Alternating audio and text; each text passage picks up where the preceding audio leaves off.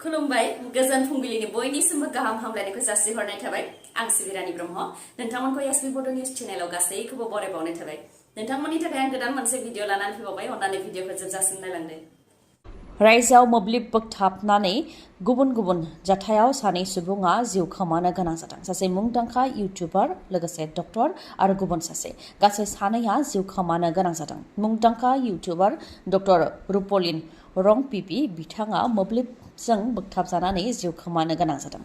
फोरमायथिनाय बादिब्ला फोथारनि गेजेराव लोगोनि न'आव जयैनो दंमोन बिथाङा हरखाबै खोरोमनाय मोफ्लामनाय सारन्थाइ गावनाय जानायलाय बिथां इउटिउबार डक्टर रुपलिन रं पिपिआ इनभार्टारखौ कानेक्सन खालामनायनिफ्राय बख'नो थाखाय बिथाङा थांदोंमोन बेयावनो मोब्लिबा बिथांनि सायाव बोगथाबदों जायजों बिथाङा जिउ खोमानो गोनां जादों आरो बिथांनि गुबुन सानै लोगोआ जोखोम जानो गोनां जादों सोनाब कार्बि आंलंआव जादों बे जाथायनि अनगायैबो बक'नि कलियाबरियावबो जादों मोनसे दुखुनांथाव जाथाय मोसौ लानानै थांबाय थानाय समावनो मोब्लिब बोगथाबजानानै जिउ खोमानो गोनां जादों सासे सुबुङा फोरमायथिनाय बादिब्ला फुंनि 8 रिंगासो समाव मोसौ होलांदोंमोन बिजय दासआ नाथाय दुखुनांथाव मोब्लिब थारा हायाव गोग्लैनानै दंमोन आरो नुस'नियाव बिथाङा मोब्लिब थाराव गासननायनि जाहोनावनो जिउ खोमानो गोनां जादों ओनसोलनि सुबुंफ्रा फोरमायथिनाय बादिब्ला मोब्लिब थार गोग्लैनायखौ लानानै मोब्लिब बिफाननो खौरां हैनो थाखायबो थांदोंमोन नाथाय मोब्लिब बिफाननि मावख'आव सानजौफु 12 रिंगानिफ्राय 1 रिंगासिमहालागैबो मावथियानो गैयामोन बेनिखायनो मोब्लिब बिफाननि गोरोन्थिनि थाखायनो बे जानो मोन्दों होननानै अजद होदों आरो मोब्लिब बिफाननि मावथिफोरखौ जाहाथे सोलायो बेनि थाखायबो दाबि दैखांदों ओनसोलनि सुबुंफोरा 9 जुलाइआव बन्द फोसावदों आसामजों लोगोसे गासै भारतआवनो बन्द थागोन 9 जुलाइ फुंनि 5 रिंगानिफ्राय लानानै 10 जुलाइ फुंनि 5 रिंगासिम बन्द थागोन साखा बन्द थानायजों लोगोसे थाव आरो गेसबो बन्द थागोन केन्द्रीय ट्रेड इउनियन आरो कर्मचारी फेडारेशन नर्थ ईस्ट पेट्रोलियम मजदूर इउनियन संयुक्ता किसान मोर्चाया बन्दखौ होदों आरो बिथांमोनजों लोगोसे बैंक इन्सुरेन्स फेडारेशन मिरु आरो रायजोनि सोरखारि मावथिफोरनि आफादफोराबो मदद होगोन होननानै फोरमायथिदों 24 घन्टा हादराव थावजों लोगोसे गेस मोननाय नङा रेलगारियाबो थाव मोननाय नङा रेला केन्सेल जागोन उराङाबो थाव मोननाय नङा रिफाइनारिनिफ्राय लानानै एलपिजि बटलिंसिम बन्द थागोन होननानै फोरमायथिदों मोन 17 दाबिखौ लानानै इउनियनफोरा लेबार डिपार्टमेन्ट लेबार मिनिस्ट्रि आसाम सोरखारनिसिम दाबि खालामदोंमोन नाथाय सोरखारा सावरायाखै बेनिखायनो बे बन्दखौ होनाय जादों होननानै फोरमायथिदों दाबिफोरा जाहैबाय हिट एन्ड राननि 106/2 धाराखौ बोखांनो दाबि नांनायनि बांसिन जुरिमाना लानाय आरो फट' फाइन लानायखौ बोखांनांगौनि दाबि आरो मटर परिबहन श्रमिक सामाजिक सुरक्षा आसनिखौ इमप्लिमेन्ट खालामनांगौनि थाखाय दाबि सेटेलाइटनि गेजेरजों टल टेक्स लानायनि जि थांखि बेखौ बोखांनांगौनि दाबिजोंनो बिथांमोनहा फैगौ 9 जुलाइआव बन्द फोसावदों नोंथांनि नखराव उन्दै गथ' दङब्ला नोंथाङा दानिफ्रायनो जोथोन ला नङाब्ला उननि समाव नोंथाङाबो खाफालाव आखाइ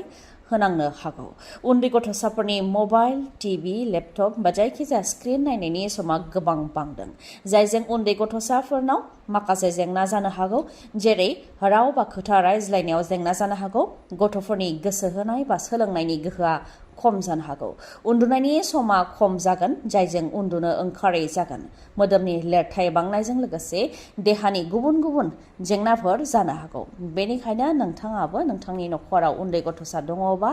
स्क्रिन टाइमखौ नोजोर लाखिनाया गाहाम प्रियां भुटानिनि दैदेननायाव सादैनि मोनसे दोलोआ नायबिजिरनानै दिहुननायाव माखासे जाथाया सोराङाव फैदों आइसिएमआरनि हेफाजाबजों तेजपुर इउनिभार्सिटिया फरायसंनानै दिहुननायाव मोननाय बायदिब्ला 60% गथ'फोरनि स्क्रिन टाइमा 2 निफ्राय 4 घन्टा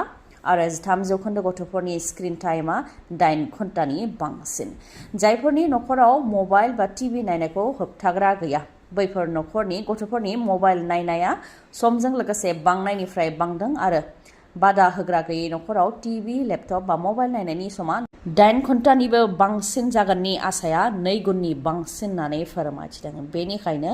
गाव गावनि नखराव थानाय उन्दै गथ'साफोरनि मबाइल नायनाय बा टिभि नायनायनि सायाव जाहाथे नखरनिफ्रा सांग्रां जायो बेनि थाखाय खावलायदों इन्डियान पिडियामेट्रिक एकाडेमिनि बायदिब्ला 2 बोसोरनि गाहायनि गथ'फोरा मबाइल बा टिभि नायनो मोना बा नायनाया गाहाम नङा 2 निफ्राय 5 बोसोरनि गथ'साफोरनि थाखाय स्क्रिन टाइमा से घन्टानि बांसिन जानो नाङा 1 घन्टानि बांसिन जायोबा खहा जानो हागौ थिग बेबायदिनो उन्दै गथ'साफोरा गोबां समनि थाखाय मबाइल टिभि बा लेपटप नायब्ला बिथांमोननि मेन्टेल आरो फिजिकेला खहा जानो हागौ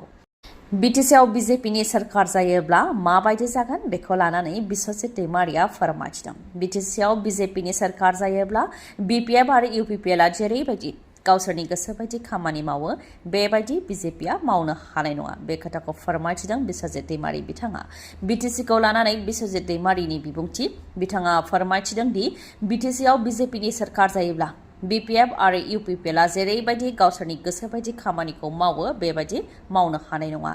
सिइएम इएम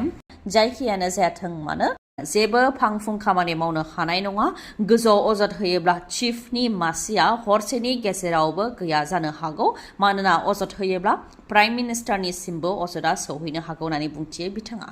बिटिसिआव जेरैबायदि गोख्रैथिजों जौगानायनि खामानि जानो नांगौमोन बेबायदि जायाखै होननानै बुंथियो बिस्वजित दैमारिया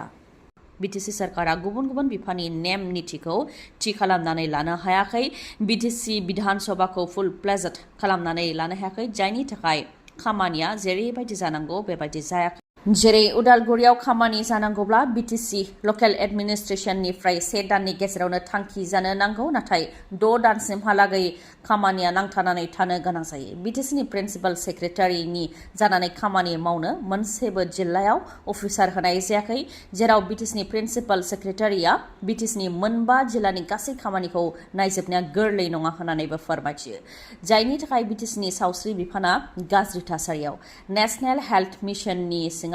रायजोनि गासै जिल्लायाव डिसिनो बिबान होनाय जादों डिसिआ चेयारमेन आरो जइन्ट डाइरेक्टरा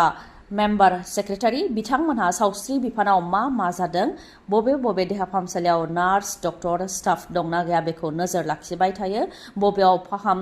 नांगौ मा नांगौ बेफोरखौ नोजोर लाखिबाय थायो नाथाय बिटिसिनि एनएचएम आव सासेल' चेयारमेन बेबो बिटिसिनि प्रिन्सिपाल सेक्रेटारियानो बिथाङा बिटिसिनि मोनब्रै बिफानखौसो सामलायगोन ना हस्पिटाल गिदिंथिंगोन ओजोंहाय मोनफ्रोमबो जिल्लानि जइन्ट डाइरेक्टरा गावनि जिल्लाखौसो सामलायगोन ना क'क्राझाराव फैबाय थागोन बेफोरबायदि टेक्निकेल जेंना जानायनि थाखायनो बा टेक्निकेल जेंना थानायनि थाखायनो बिटिसिआव जौगानायनि खामानिया लासै जादों होननानैबो बिबुंथि होयो बिस्वजित दैमारिया बेल मोननाय 10 बारग'एनडिबिनि सोद्रोमाफोरनि मादाव 6आ उदां जानो हाबाय एमबाथाजों लोगोसे आरोबाव 3 बारग'एनडिबिनि सोद्रोमाफोरा नाथाय उदां जानो हायासै गुबुन गुबुन जोबथेसालियाव केस थाबावनायनि थाखाय बिथांमोनहा उदां जानो हायाखै एमबाथानि अनगायैबो गुबुन 3फोरनि मुङा जाहैबाय बिकुनास नार्जारि बिथांनिया उदालगुरियाव केस दङ अनन ब्रह्म बिथांना बिजनियाव केस दङ आरो एनन बरगयारि बिथांनाबो केस दङ बेनिखायनो बिथांमोनहा उदां जानो हायासै एके भट्टाचार्य शब्द राभा कनकन कलिता रूपज्योति दे आसाम सरकार भारत सरकार आरो बिचार सरकारनि नाजानायावनो बिथांमोनहा बेल मोननो हादोंमोन आरो बिथांमोननि नाजानायावनो 6 बारग'एनडिबिनि सोद्रोमाफोरा उदां अख्राङाव फैनो हाबाय बेखौ फोरमायथिदों एक्स एनडिबि वेलफेयार एस'सिएशननिफ्राय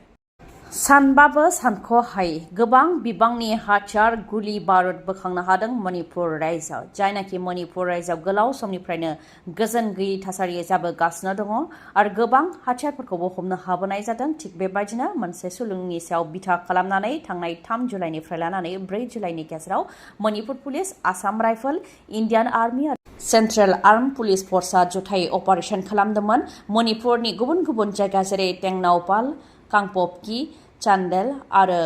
चौरा चानपुर बेफोर जायगाफोराव अपारेशन खालामनानै गोबां बिबांनि हाथियार बोखांनो हादों हाथियार बोखांनो हानायफोरनि मादाव जाहैबाय इंसास राइफल गं 21 एके सिरिज राइफल गं 11 एसएलआर गं 26 स्नाइपार राइफल्स गं 2 कार्बाइन गं 3 303 राइफल्स गं 17 एमए एसल्ट राइफल्स गं 2 आरो बेबायदिनो गोबां गासै गं 203 हाथियारफोरखौ बोखांनो हादों बेनि अनगायैबो गोबां आईडी आरो बेफुग्राफोरखौबो हमनो हादों दिनैनि भिडिअआ एसेनोसै गाबोन आरो गोदान भिडिअजों लोगो मोनफिनबावगोन नोंथाङा दासिमबो आंनि चेनेलखौ साबस्क्राइब खालामाखैबा अन्नानै साबस्क्राइब खालामदो लोगोसे लाइक कमेन्ट आरो शेयार खालामनो दाबाव गोजोन्थों